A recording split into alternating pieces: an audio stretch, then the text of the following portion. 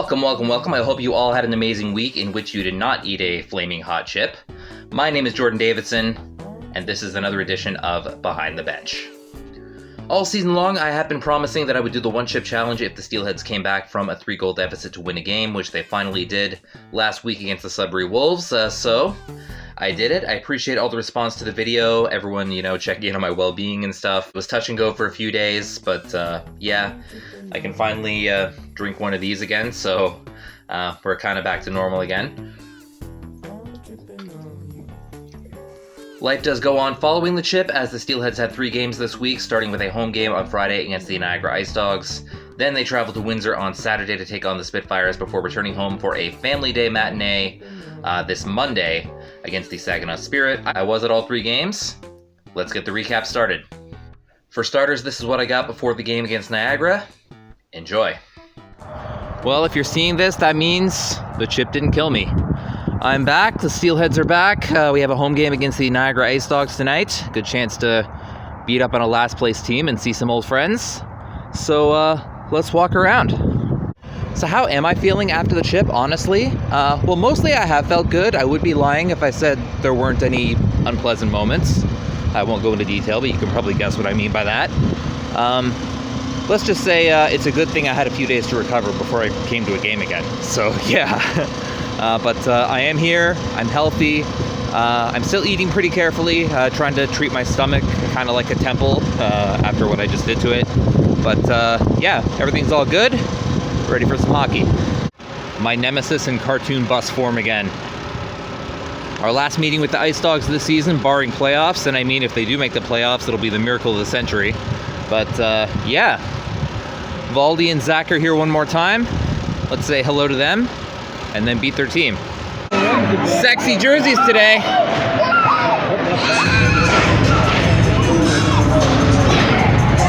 And of course we got these warm-ups over here. But look at these. These are getting auctioned off after the game. You can have one. Gotta say hi to Mr. LeBlanc while I'm here. There's Valdi. Show off some tricks, Valdi. Oh, gonna give away a puck? Valdi giving Moshe a puck. That's our boy. Ryerson Leaders would start in net for the Mississauga Steelheads. For the Niagara IceDogs, it would be Josh Rosenzweig. Alessio Bellieri, after his concussion last week, was still not well enough to dress, so Chaz Nixon was up to back Ryerson Leaders up. Chaz Sharp was also not in the lineup as well, so we were missing those 2 guys. But the puck would drop, and we get underway against Niagara. It was a very Steelheady first period. 18-4 were the shots in favor of Mississauga. Only problem was one of those shots would open the scoring for the IceDogs at the 13:33 mark of the first period. Kevin He with a beautiful pass to Alex Asadorian, who would fire it over the shoulder of Ryerson Leaders to open the scoring. Asadorian with the goal, Kevin He with assist number 1, and our old buddy Zachary Lavoie with assist number 2. Make it 1-0 IceDogs.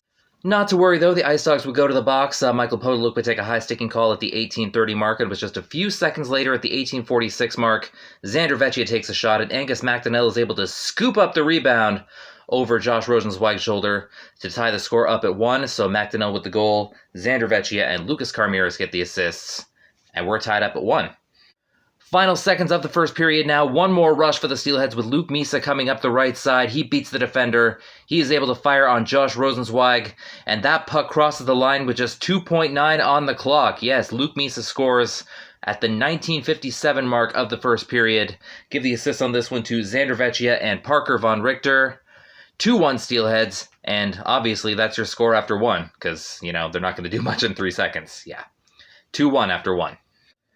Middle of the second period now, and we see a little bit of nostalgia with Adam Zidlichki in the box for high sticking. That happened at 8:32. At the 9:57 mark of the second period, it'd be our old buddy, Zachary Lavoie, reminding us why we loved him so much while he was here, sniping one past Ryerson Leaders. This was his 20th of the season. When he left us, he had 11, so about half and half. So Lavoie with the goal, Andrew LeBlanc and Alex Asadorian get the assists, and on the power play goal, we have a 2-2 game. Third period now at the 9:03 mark. The Steelheads are killing a penalty again, this time a trip on Stevie Lescavar. And it's Nathan Rebo for the IceDogs taking a point shot that deflects off Casper Larsson's stick and into the net. So it is Rebo's goal, last IceDog to touch it. Just his second of the season. Give the assist to Bronson Ride and Kevin He. And on the power play, the IceDogs take the 3-2 lead. Not to worry, though, the Steelheads would get their chance. Last period, we had the former Steelhead scoring for the IceDogs. Now, how about the former IceDog scoring for the Steelheads? James Hardy has the puck behind the net. He is hit. The puck rolls to Luke Misa beside him. Misa spots Bryce Cook in front of the net. Gives Bryce Cook a pass, and Bryce Cook fires it past his old teammate Josh Rosenzweig to tie the score at 3. Bryce Cook from Luke Misa and James Hardy. And we have a tie game, ladies and gentlemen. Bryce Cook is not done making waves in this game. Just 15 seconds after he scores that tying goal, he and Daniel Michaud decide to have a scrap. Yep, he scores on one former teammate and then decides to go toe-to-toe with another. It was a pretty good fight. No instigator. It was pretty mutual, I think. But they would go to the box for 5 minutes. There was about 6 minutes left at that point. But yeah, nice little entertainment after the tying goal there. Steelheads would get another power play chance as Bronson Ride would take a double minor for a spear. Mason Zabesky would also take a hold at the same time, so it was a net 2-minute power play. That would happen at the 14:07 mark of the third period, so with everybody else in the box as well. But yeah, nothing would come of that power play. It would remain 3-3 after 3, and this game would head to overtime. And it is just 2 minutes and 15 seconds into overtime. Xander Vecchia just gets onto the ice. He's flying up the right wing, and he is able to backhand one past Josh Rosenzweig to call game on this one. Xander Vecchia with the game-winning goal. It was a beauty. Give the assist to Parker Von Richter and Lucas Carmiris, and that means it is a 4-3 Steelheads final. In any case, great start to the week. Here are the 3 stars and my post-game from the game against Niagara. All right, fans, time now for the 3 stars of the game.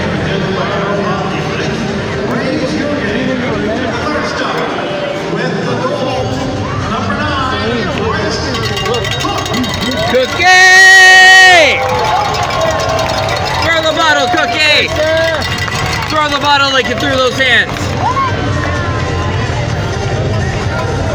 Beautiful. The second star for the World War assist number 33. Misa! Oh, Misa's going this side. Shorter that way. And the game's first star with a game-winning goal on a pair of assists number 74. Xander Vecchia! Who wants the Xander bottle? Whoever that was. Okay.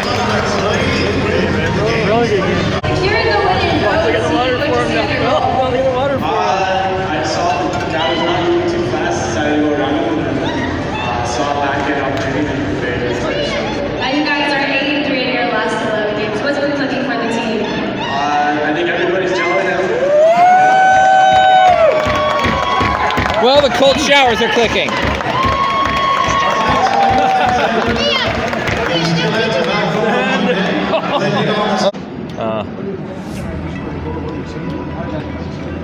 The guy just gave me a set, right? Oh yeah. Oh, he just asked me for water and stuff. Yeah. Yeah. Oh yeah. Ice up those knuckles. Yeah. Finn did the buzz cut challenge in solidarity. Yeah. How was the 1-2 count? Oh man. Don't ever do it.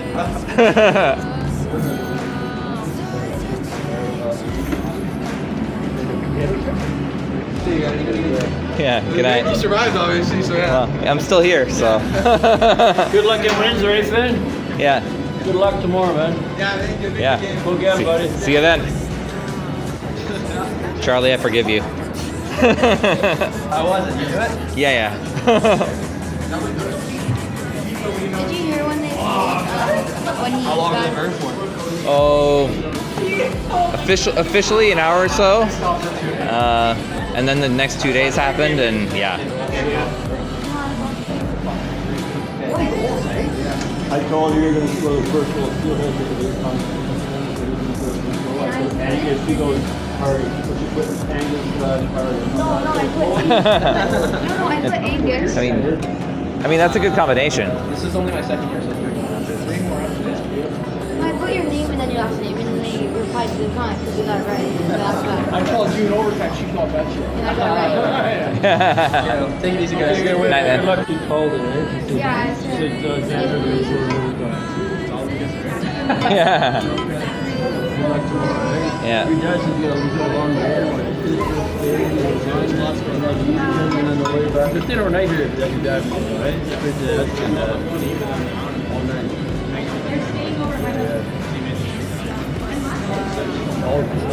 Oh wow. That was nice. They scored the overtime winner for him, man. Yeah. Oh yeah. Oh wow. So I drove home very happy after that win against Niagara, and then in the morning made the trip southwest to follow the Steelheads there to Windsor, where they would be taking on the Spitfires that night. Here's my pregame from my 20th OHL arena, including a very special guest. Well, I've arrived in Windsor. I'd like to introduce you to my friend Doug here. Hello, how are you? He's dressed a little weird, but yeah. Absolutely. Yeah, he's got the new right jersey going on. But yeah, you want to tell us where we are? So we are at WFC Center in Windsor, Ontario. Yeah. The Spits. All right.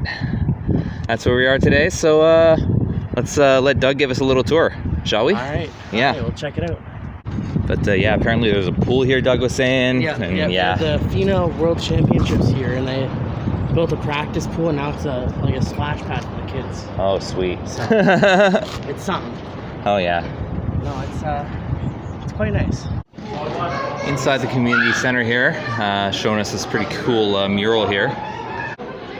The dude in the middle in the Tigers cap is Joe Siddle, by the way, who is now Blue Jays broadcaster. Oh, Probert's the guy in the Red Wings jersey up top. Yeah. Domi. Oh yeah, Domi's up there. Stubby Claps. Stubby Clap, Canadian baseball player. Again, I don't know who everyone is, but yeah, I'm sure they all have stories. I could point to a random one and say, this guy wrestled a bear or something, but yeah. No, journalistic integrity and all. Absolutely. Hey buddy, what you reading? A, B, what comes after B? The suspense is killing me. So this is the Mickey Renault Way sign, named after a former Spitfires captain who passed away suddenly, unfortunately. It was actually on this very day, February 18th, 2008. So I believe he was 19, 20 years old at the time. While he was playing, yeah. While he was playing. So today's Mickey Renault Day. We have a ceremony, and there's a nice mural inside for him. Yeah, we'll see that a bit later. Exactly. Doug's got a 18 on his side as well there. Yep, they wear the 18 patch ever since, and they keep wearing it. Yeah. He's a great captain, great leader, and... Yeah, I wasn't much of an OHL fan, but I did hear about this when it happened, and it was shocking. Yeah. Yeah, exactly. No one expected anything like that. It was, well, you never do, right? It was terrible. Yeah. Especially players this age. Like, when Kazmakov died this year, it was, yeah. Similar situation. Yeah. Very similar situation. Exact same thing. It's just, you don't expect it. It's not right. Absolutely, yeah. Caught it just in time. Yep, he saw me.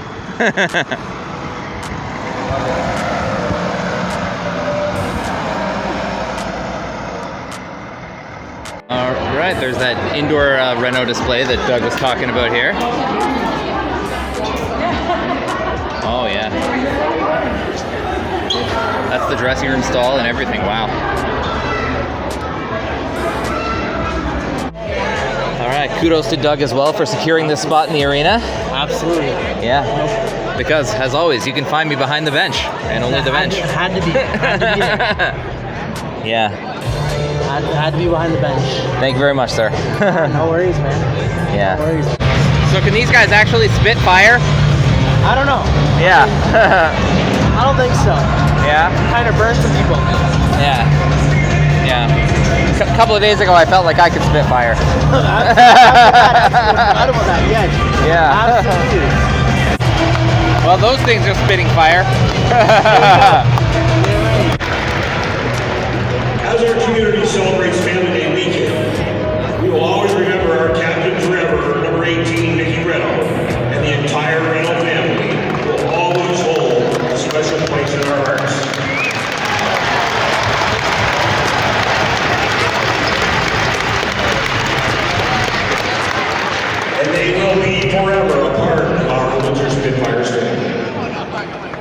Ricky was proud to play for the Windsor Spitfires and always represented his team and hometown with great pride and distinction.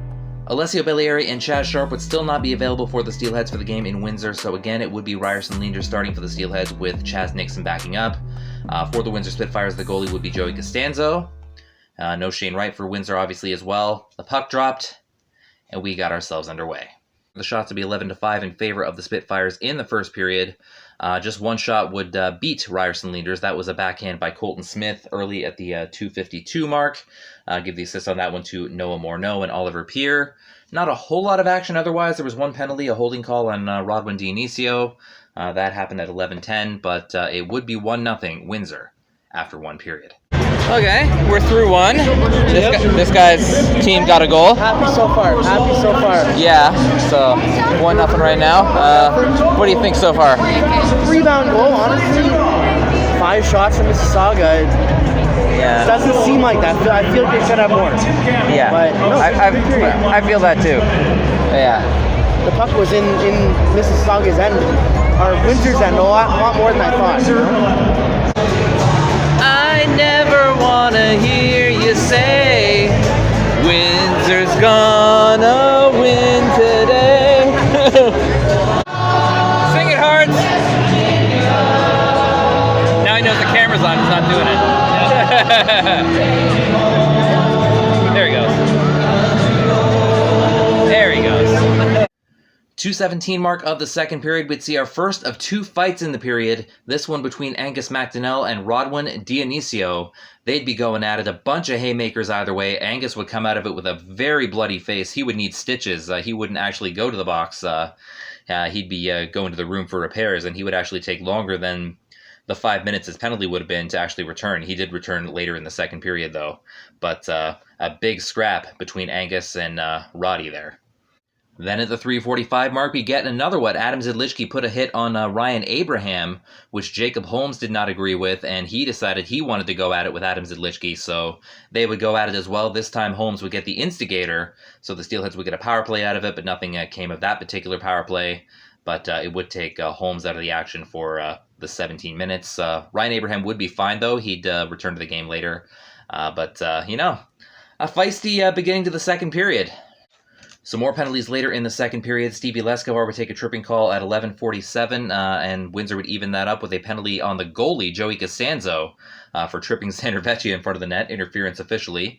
Liam Greenshear would go to serve that penalty. Once Lescovar got out and we got that abbreviated power play, it was the dying seconds of that power play when James Hardy would snipe one and tie this game, make it 1-1. Hardy with the goal, Misa and Callahan with the assists, and we have ourselves a 1-1 game. Windsor would get it back by the end of the period, though. Lucas Carmeres would take a double minor for high sticking. They would kill off the first half, but it was during the second half at the 18:40 mark of the second period that Michael Renwick would break the tie and give the Windsor Spitfires a 2-1 lead, give the assist on this one to Anthony Cristoforo and Jacob Millette, and that would be your score after 2. It was right before the second period ended, though, just a few seconds, that a stray puck would get into the bench. It would carry him off the back of the bench and then hit James Richmond square in the head. Unfortunately, he would have to leave with Binnebrower with a towel to his head. He was bleeding quite bad. We were a little worried for a minute there. I texted the group chat, and they were all kind of panicked, but JR would be fine. He would be back behind the bench for the third period. Through 2 now. Windsor is still up 2-1. Yeah. Unfortunately, our coach just got taken out by a stray puck. Yeah. So hopefully he comes back in one piece. Shots are about even finally, so yeah, it's been good. Evened up. It's 19-16 right now in favor of Windsor, but yeah. Apparently, Doug tells us this is a big thing here. It is. Yeah. It's like Windsor's thing, I guess. Yeah. Pretty good. All the lighters. Crazy. It's pretty cool.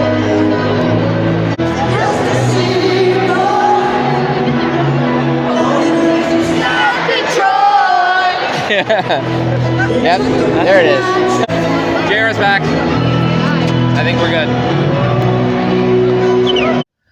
Third period, 5:51 mark now, and some beautiful back and forth passing between Jack Van Volsen and Porter Martone would result in a goal for Martone in front of the net. Martone would slide it past Joey Costanzo to tie this game, give the assist to Jack Van Volsen, and Dylan Gordon picks up the second one. We have a 2-2 game. Other than that, not a whole lot to report in the third period. A lot of back and forth play, a lot of defense. It would remain 2-2 after 3, which means this game would head into overtime. Really quickly, after 3, we get the tying goal from Porter Martone. Yeah, I mean, We got some Porter Martone fans behind Doug here. going to overtime. And that's how it stands, yeah.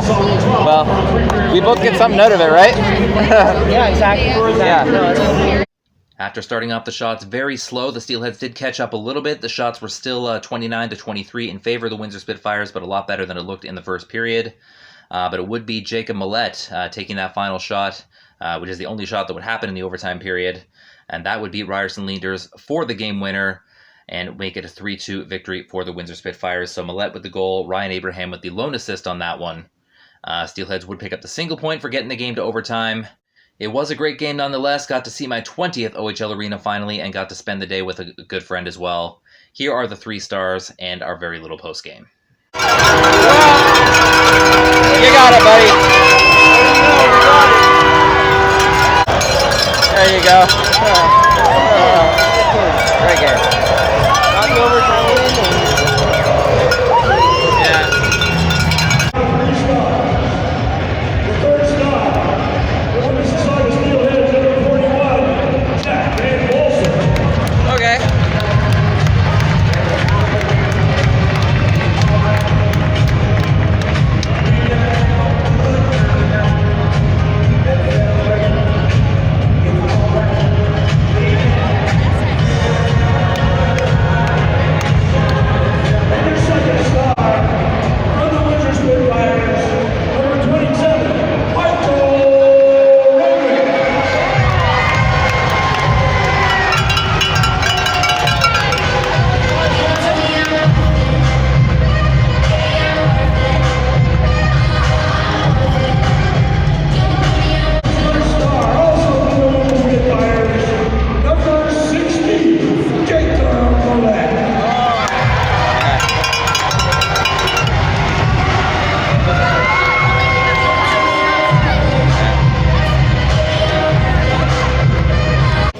Well, guys, we did look for the bus outside. It looks like they load indoors here, so Yep. probably not going to see the guys after the game, unfortunately. But we'll be back on Family Day anyway. Absolutely. But yeah, Good game. yeah. Good game for you, seeing the brothers, right? Oh yeah. I'm going to take Doug home, but Doug, thank you for joining me on this portion of the video. I appreciate being a part of it. This is Yeah, awesome. no worries, no worries. You know, if you're not familiar with the geography, Windsor is right on the U.S.-Canadian border, and on the other side, there's this little city called Detroit. You might have heard of it. You can actually see the Renaissance Center from here. Oh, sweet. But yeah, I'm thinking maybe taking a baseball trip to Detroit in the summer, and Absolutely. maybe we see this dude again. Absolutely. I'm a Tigers fan, so Yeah. you know, it's a good rivalry. Absolutely. Yeah, It can happen. we get to fight again. Yeah. Exactly. Yeah. Fight for a 3-game series, not just one. Yeah. But yeah. Awesome. But anyway, we'll sign off from this portion, and I'll see you next time. So I would drive home from Windsor that night, Sunday. I would take it easy, kind of reintroduce some things in my diet as I was feeling a lot better. Finally, had some Wendy's, had pop for the first time. It was good. It was good. And then Monday we would return to the Paramount Pine Food Center for a game against the Saginaw Spirit. Here's our pregame from Monday. Well, guys, it's Monday and I'm not at work. That's always fun. Back here at the Paramount Fine Food Center, the Saginaw Spirit are here today for Family Day. Michael Miso is probably in the building, but I don't know if he's going to be on the ice tonight, still dealing with an injury. But yeah, always fun. Let's walk around. Well, it's one of these. But I imagine the Saginaw Spirit are on this bus. Oh, here we go, here we go. Good to see you back, buddy. Out of the way. How you doing? How you doing? Love the face, Angus.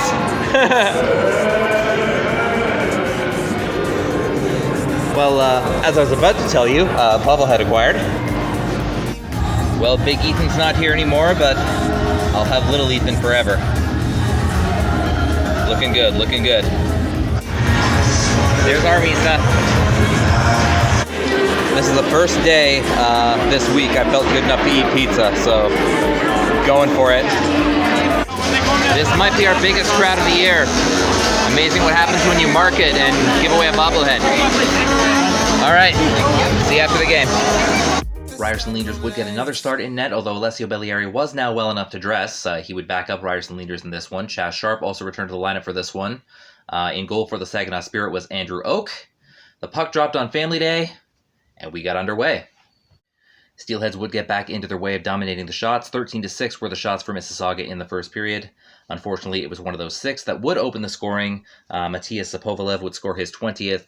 Past Ryerson Leaders give the assist to Theo Hill and Dean Laukas at the 15-15 mark of the first period. That would be the lone goal of the period, and it would be 1-0 Saginaw after 1. There were not a ton of penalties in this game. The first penalty of the entire game would happen at the 6:11 mark of the second period. Ian Phillips taking a slashing call for Saginaw. And it was right as that penalty was about to end that PJ Forgione, no relation to our old buddy Stefan Forgione, Misty dude, would take a puck over glass to lay a game penalty. So a very short 5-on-3. And right at the end of Forgione's penalty, right a few seconds after it expired actually, but Forgione had not had a chance to rejoin the play yet, Angus McDonnell is able to score his 23rd of the season. Whether he's got a shiner under his eye, blood in his eye, he can still score, man. So McDonnell with the goal, Charlie Callahan and Casper Larson get the assists, and at the 10-12 mark of the second period, we have a 1-1 game. So we're at 1-1 going into the third. The Steelheads would take their first penalty at the 3:11 mark of the third period, Chaz Sharp with a holding call, and unfortunately that would be costly as the tie would be broken on that power play by Hunter Haight, the former Barrie Colt. So Haight scores his goal, gave the assist to Dean Laukas and Mitchell Smith, and at the 4:02 mark of the third period, Saginaw has taken a 2-1 lead. Don't remember exactly when this happened in the third period, but what could have been a deja vu moment as another puck was heading towards the Steelheads bench and was heading towards James Richmond yet again. But this time Porter Martone was able to stick a glove up and be like, one of these, like, looks back at his coach like, hey, I'm not going to let that happen to you again, sir. Got to protect the coach, man. That's how you get the ice time. Well, and other ways, but yeah, just another moment that could have been something, but yeah. The Steelheads definitely would get their chances to tie this game. They ended up outshooting the Saginaw Spirit by 32-15, which is like double outshooting them, which is nuts. But sometimes the goalie just does that to you, man. James Hardy would get a penalty shot on Andrew Oak later in the third period, I believe at the 12:53 mark, but he would be denied. I don't know if he gets spooked on penalty shots or something. I know it's a high-pressure situation. But James Hardy has missed a couple of penalty shots. It would have tied the game. It also would have given him 234 career points, which is the all-time record for the franchise, including the majors, which is shared by both Riley Brace and Daryl Bootland, who played for the Toronto St. Michael's Majors. And at the risk of aging myself, by the way, there he is. Daryl Bootland, right below my finger there. We would pull the goalie, and Matthias Sapovalev would score the empty netter. And it would be a 3-1 Saginaw victory. This is me in the same yearbook, by the way. Haven't changed a bit, right? Anyway, here are the 3 stars and my post game from Family Day. All right, fans, here are your 3 stars from the game presented by the third star from the Steelheads number 37, Charlie Callahan. All right.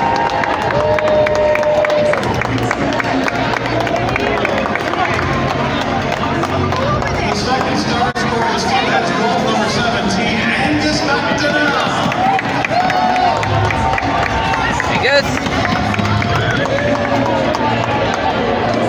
And the first star from the Saginaw Spirit, Andrew Oak. Yeah, it has to be. The Steelheads are ready for Wednesday, March 1st, and they take. Yeah. Night, Mac. Were you watching the other night when your dad? No. Oh yeah. Oh yeah. He took it like a champ. Yeah. Porter. Way to save the coach today. Everybody. How's it look, Angus? Hey. Like it. Are you sure you're okay? Yes, all good. Yeah. You know Yeah. that security guard says? See you next week, bud. 12. Need help, Finn? There you go. We went to, it was me who went to game 1 in Hamilton. It was me and you, right? Game 1, game 2. Yeah. Oh yeah, thanks. No, I never said that. Why did you end up putting your hair though? I thought I'd make a change. I don't know. It kept getting in my eyes, so I just like, Oh, yeah. for sure. And is he gonna come? Yeah. Good night. How many finishes do you need dinner? It's okay. You can make scrapbook. Here's a. Get She it. likes Then it. what you do is you bring the pictures, you get them blown up, bring it, get them to sign it. Yeah. Yeah, I could, but. Get a free meal for the 100th picture. Nice little Monday afternoon game. Still daylight outside, which I like. Couldn't get the win today, but can't win them all. See how they do next week. But until then, say bye-bye, little Ethan. So another weekends for the Steelheads, but a very special week for myself because I do complete the OHL circuit. Of course, I have to add the asterisk that, Brantford's coming next year, but all current 20 OHL arenas I have now been to. It's been crazy. I thought about maybe doing like a tier list of all the arenas, but I didn't want someone at the bottom to be like, hey, why are we last? Putting comments all over the video like that. So I'll just talk a little bit about the journey in general. When I first became an OHL fan, I was not a fan of long drives at all. Like, I would go to Toronto for Jays games or Raptors games or, whatever else was going on in Toronto, the Argos. Sometimes I'd drive to Hamilton to see the Argos play the Ticats. But I wouldn't do a whole lot. And Mississauga was a very simple choice for me. I also could have done Barrie. I also could have done Guelph. But I did end up latching on to Mississauga, and, I'm glad I did. So obviously I decided I wanted to go to some road games as well, but, I knocked off some of the easy ones first. I still wasn't a big fan of big drives or highways or anything like that. So I went to Barrie, I went to Guelph, which was easy. Went to Hamilton, which I've done before. Hamilton was like the extent of what I would do at the time. Yeah. And then, I got a little more adventurous. Well, the first time I went to Peterborough was on a fan bus, so I didn't drive myself that time, but I did eventually do that. Niagara, the first time I went there, I think someone gave me a ride, so that wasn't me the first time, but again, it is something I eventually did. Owen Sound, I think, was the first time that I visited the city for the first time for an OHL game. I'd been to the Odd before. I'd seen my dad play at some of the community rinks at the Odd, but I hadn't been in the, the big Odd before I'd seen my first Kitchener Rangers game. I was kind of scared of the drive to Oshawa because I thought it was longer for some reason, but it ended up being not long at all. I can actually, usually they start their games on like 7:30, so that extra half hour is gold. So like even on pretty much any day of the week, I could make it to Oshawa. North Bay and Sudbury were when I really started branching out. North Bay was on one highway, so it was kind of simple, but it was the first real super long drive I had taken, and then I did Sudbury like the month after that, I think, and it was even longer. So, that's when I'm starting to think, one of these days I'm going to make it to every single one. And I'm going to drive there myself, and it's going to be incredible. And, being a fan of this league, not only have I seen some great hockey, I have seen some great stuff around this province just going to those games. Like, that has become half the fun for me, like, honestly. Like, I've seen some stuff I never thought I would see. Like, even going to Windsor the other night. Like, there's some beautiful areas down there. Like, I've been to the state of Michigan for the first time for this. I've been to the state of Pennsylvania for the first time for this. Like, teaching me that, driving far isn't that scary. And, highways aren't that scary. They're still a little scary. But, you can't lie there. But it's incredible what this has done for me. And, maybe some baseball road trips are next. I was talking about, doing the Detroit road trip with Doug when I was there. And it's being an OHL fan that got me that start. And, I'll always be grateful for it. I mean, attacking every baseball stadium or something like that, or every NHL arena would be a whole other animal because there's so much travel involved there. And it would probably break my bank account, but, you know, I'm glad I've done this for the OHL, and, you know, it's been a journey, and, you know, I wouldn't trade being an OHL fan for the world. In any case, the Mississauga Steelheads return to action this week with 2 games, both on the road, and amazingly, the first time we visited both of these places this season. Friday, February 24th, they're in Kingston taking on the Frontenacs, and then Saturday, February 25th, they go to our nation's capital, Ottawa, taking on the Ottawa 67s. I plan to be at the Ottawa game. I'm still working that out, but I think it's going to happen, so if you are in Ottawa, I hope to see you there. As always, I end by asking the OHL and CHL please allow the fair use of your professional and amateur footage, help the small media, so they can help you. Until next time, you can find me behind the bench and only the bench. This is Jordan signing off. Have a great one, guys. Bye-bye.